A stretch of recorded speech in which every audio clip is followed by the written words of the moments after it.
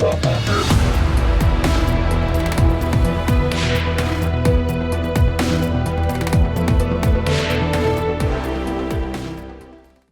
entretiens des patriotes, bonjour à tous. Parade, Jeux Olympiques, Macron champion du monde de la récupération, Rachel Kahn, journaliste ou propagandiste?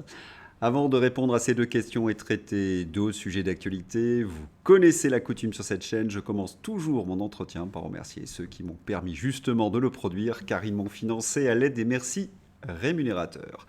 Et aujourd'hui sont à l'honneur de fidèles parmi les fidèles, Sophie Urtu, Philippe Bohen, VTT Pollux, Pierre Bourdin et Rambard. Merci à eux du fond du cœur. Et puis je tenais à vous remercier pour votre fidélité. Oui, il faut aider la réinformation et vous savez comment faire. Levez le petit pouce, écrire de gentils messages ou diffuser sur d'autres réseaux sociaux. Merci à tous. Macron, champion du monde de la récupération. Profitez des dernières minutes des Jeux Olympiques. Oui, cela pourrait être le slogan d'Emmanuel Macron. Une foule nostalgique a fêté une dernière fois ses champions sur les Champs-Élysées. Ce samedi 14 septembre, en fin d'après-midi, des milliers de spectateurs se sont massés le long de la plus belle avenue du monde pour assister à la grande parade des athlètes et ainsi venir mettre un point final à l'Olympiade parisienne. S'il est assez traditionnel que les médaillés défilent sur les Champs-Élysées, ce qu'il est beaucoup moins, c'est l'omniprésence du clown Emmanuel Macron dans cette parade. Il était presque sur tous les plans des médias. Et il exploite cet événement jusqu'à la corde, si fier d'être français. Perversion, rétorque Philippe Murer. N'est-ce pas cet Emmanuel Macron qui n'a jamais vu, qui ne connaît pas d'art français, qui défend les intérêts de Bruxelles, des Allemands, des Américains, bien avant les nôtres? Un vrai pervers. Mais une perversion avec les Macron peut en cacher une autre. Alexis Poulain. Quand l'inconscient parle, Macron prend sa revanche et transforme l'Arc de Triomphe dans un nuage bleu-blanc-rouge, là où, en 2018, les Gilets jaunes avaient inscrit sur le monument un facétieux Macron veut ton Luc, sous un nuage irrespirable de lacrymo.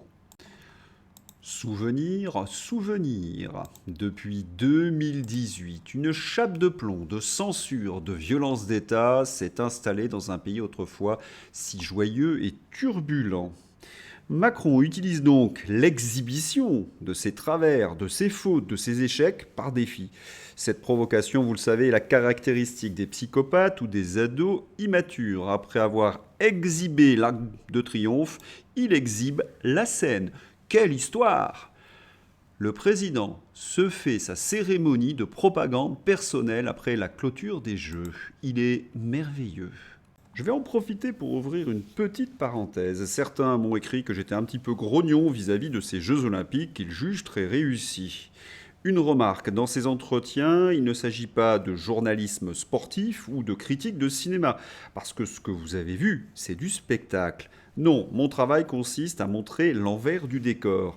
Alors, au lieu de présenter une image très séduisante, je montre ce qui se passe dans les coulisses. Et là, je peux affirmer, j'ai même tourné un entretien à ce sujet, ce sont les pires jeux de tous les temps. On ne compte plus les scandales financiers, les prises illégales d'intérêt, la propagande politique. Oui, c'est du jamais vu.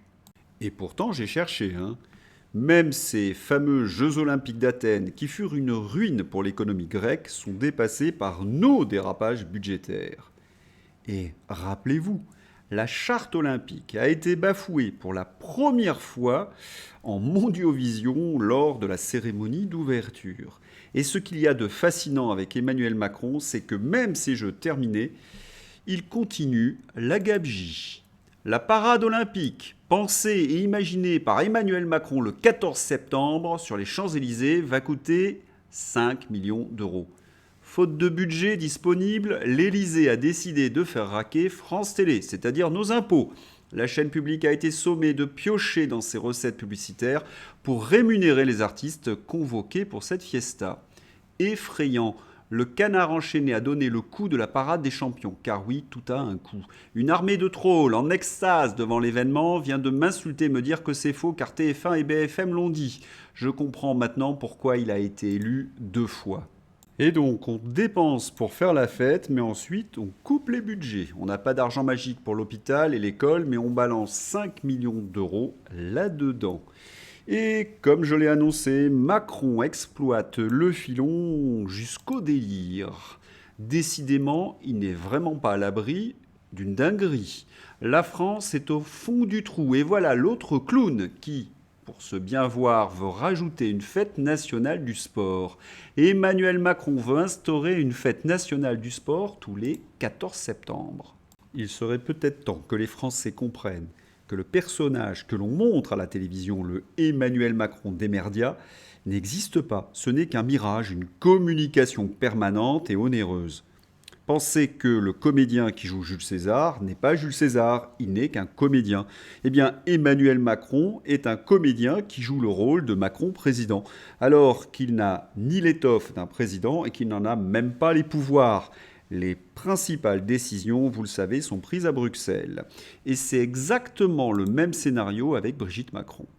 Et c'est exactement le même scénario avec Brigitte Macron. Quand je lis les médias, Brigitte Macron, quelle femme d'exception, quelle élégance, quel rayonnement, quelle beauté. Et lorsque l'on regarde les clichés, on a un avis un petit peu différent et certains détails, comment dirais-je, nous font penser à autre chose. Mais comment on a pu en arriver là? Eh bien, vous le savez, ce sont les médias et notamment cette Rachel Kahn. Calomnie, disqualification, humiliation, c'est encore le lot de nombreuses femmes, même en France et même en 2024. Les attaques contre Bribri sont abjectes. Tout mon soutien à cette femme d'exception. Le mien également et à toutes celles et ceux harcelés par des attaques semblables ou du même ressort inadmissible. Remarquez que ce cliché est un véritable CQFD.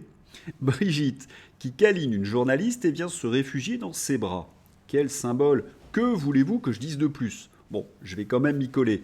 Ces journalistes de cour passent leur temps à détourner le regard des Français du véritable bilan d'Emmanuel Macron et font de l'inversion accusatoire en permanence. Et pour défendre qui? La main qui les nourrit, bien évidemment.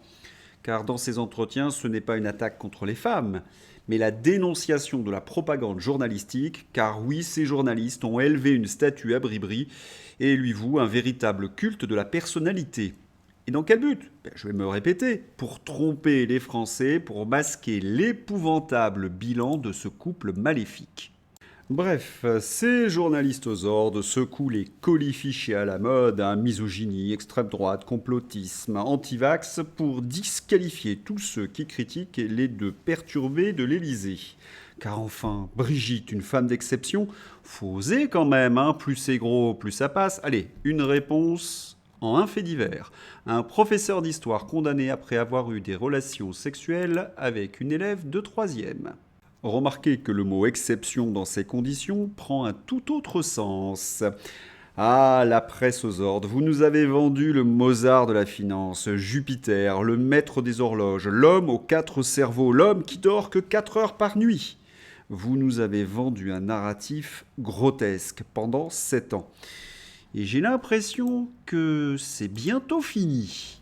Le jour viendra où le nom Macron évoquera de très mauvais souvenirs dans l'esprit des gens, allant même jusqu'à être synonyme d'une page très sombre de l'histoire de France. Ce jour-là, les gens qui ont soutenu publiquement ce président se feront petits, tout petits. Ce que je dis là n'est hélas évidemment pas pour tout de suite, mais c'est inéluctable.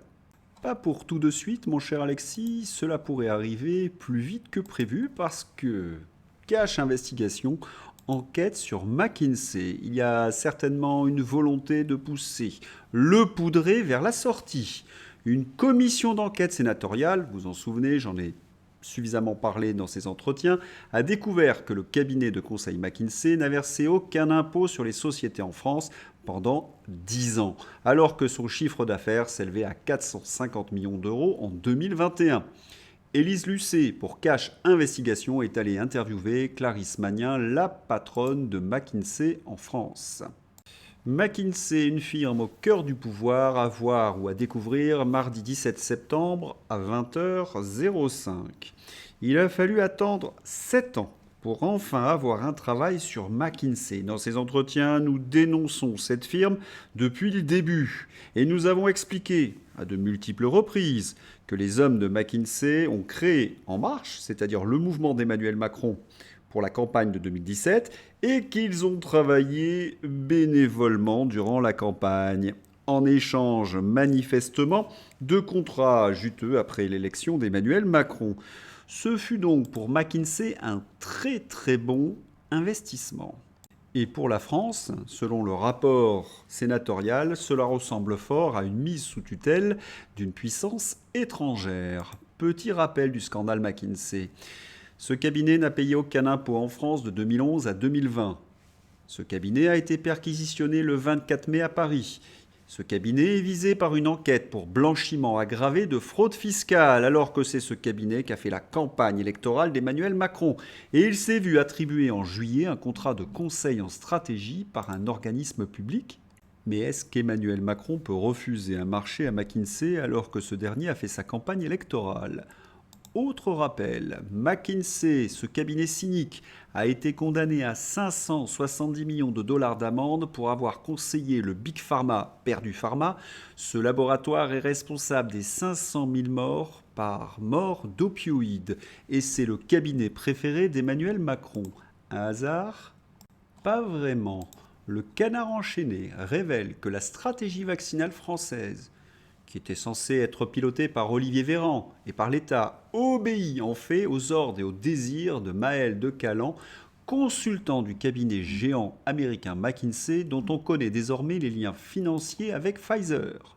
Si les journalistes, les hommes politiques, les juges voulaient pousser Emmanuel Macron vers la démission avec ce dossier McKinsey, il y a de quoi faire.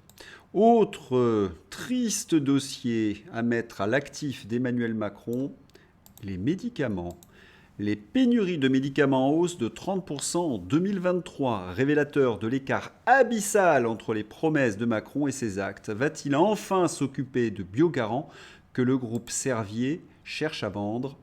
Voilà le résultat quand on choisit les labos américains et les intérêts étrangers. Autre faillite, nos conseils départementaux. L'état de la France après 7 ans de Macron. 30 à 40 conseils départementaux sont en situation de quasi-faillite et risquent la cessation de paiement. Mais vous aurez toujours des journalistes comme Rachel Kahn pour nous expliquer que Brigitte ou Emmanuel sont des êtres d'exception. Plus 1000 milliards de dettes, plus 33 500 défaillances d'entreprises, plus 164 milliards de déficit commercial, 5,6% de déficit public. Nos conseils départementaux proches de la quasi-faillite. Et nous avons une guerre civile en Nouvelle-Calédonie. Et la liste, vous le savez, n'est pas close. Et face à ce terrible bilan, que fait la gauche ? Eh bien, elle chante. L'UMA répond à François Ruffin. Siamo tutti antifasci. Je vous mets la vidéo dans ma description. François Ruffin est humilié par une gauche sectaire qui n'a rien à proposer hormis si vous n'êtes pas d'accord avec nous, vous êtes un facho. Il faudrait un peu de renouveau intellectuel un de ces jours, se rappeler que la mission de la gauche est de défendre le peuple et non de l'écraser sous son mépris. Ça, c'est certain, le renouveau ne viendra pas de gauche. Mais d'où alors ? Eh bien, peut-être du mouvement des citoyens de Philippe Murer ou des patriotes de Florian Philippot, réunis ce samedi 14 septembre à Arras. Les assises de la souveraineté d'Arras sont ouvertes. 2 salles archi-pleines, 2500 personnes pour toute une journée de combat. Liberté, souveraineté, France libre.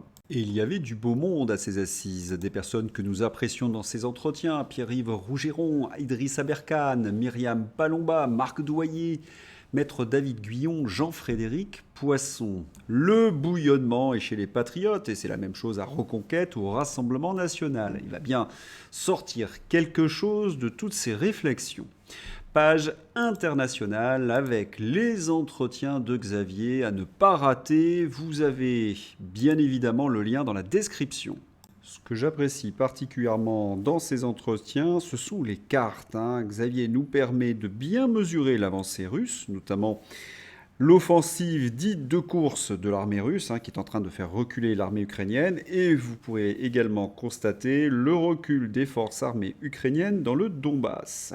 Cette semaine, nous avons eu le droit dans la presse à de nombreuses gesticulations des partisans de la guerre. On nous a présenté toute une série d'informations, mais derrière, comme d'habitude, il n'y a pas grand-chose. Par exemple, dans la série Les icônes d'un jour, quelqu'un a des nouvelles de cette illustre veuve? Pourquoi ce clin d'œil? Parce qu'à la une du Figaro, on a eu un illustre inconnu qui, paraît-il, faisait trembler Poutine. Bon, c'est toute une série de gesticulations. On a même entendu Michael Douglas, l'acteur américain, nous expliquer que nous devrions envoyer des missiles sur la Russie et qu'on ne devrait absolument pas craindre les missiles nucléaires. Oui, on est chez les fous. Mais derrière ces gesticulations, il y a la réalité. À Kiev, Modi, le président indien, veut convaincre Zelensky d'avancer vers la paix. Voilà, après la Chine, l'Allemagne, c'est au tour de l'Inde de faire pression pour Zelensky pour qu'il accepte la paix et surtout qu'il accepte sa défaite. C'est l'heure d'ouvrir la page fantasy avec un clown, BHL, France Télévisions et Arte, grand mécène du cinéaste Bernard-Henri Lévy. Ah, il y a une coquille dans le titre. France Télévisions et Arte, grand mécène du propagandiste atlantiste ridicule Bernard-Henri Lévy. Et on n'oublie pas que BHL est au conseil de surveillance d'Arte. Il est donc au conseil de surveillance de ses subventions pour ses nanars planétaires. Ça s'appelle pas du conflit d'intérêts, cela? Enfin, moi, il me semblait. Cahier du cinéma, La Momie. Après Emily in Paris, Brigitte Macron jouera son propre rôle dans La Momie 4. Les amis, j'ai acheté les cahiers du cinéma à notre première dame et la nouvelle égérie du cinéma américain. Scoop, Brigitte sera la première actrice à jouer sans maquillage dans un blockbuster hollywoodien. En marche vers les Oscars. Cette critique misogyne est insupportable. Bribri est belle et c'est une femme d'exception. C'est ça, Rachel, c'est ça. Allez, retourne sur ton plateau.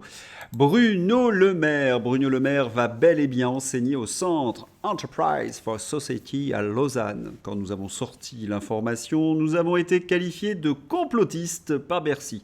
Comme quoi, la presse de réinformation a toujours un temps d'avance. Vous avez l'homme qui valait 3 milliards, l'homme qui murmurait à l'oreille des chevaux, l'homme qui tombe à pic et l'homme qui ne connaît pas la honte.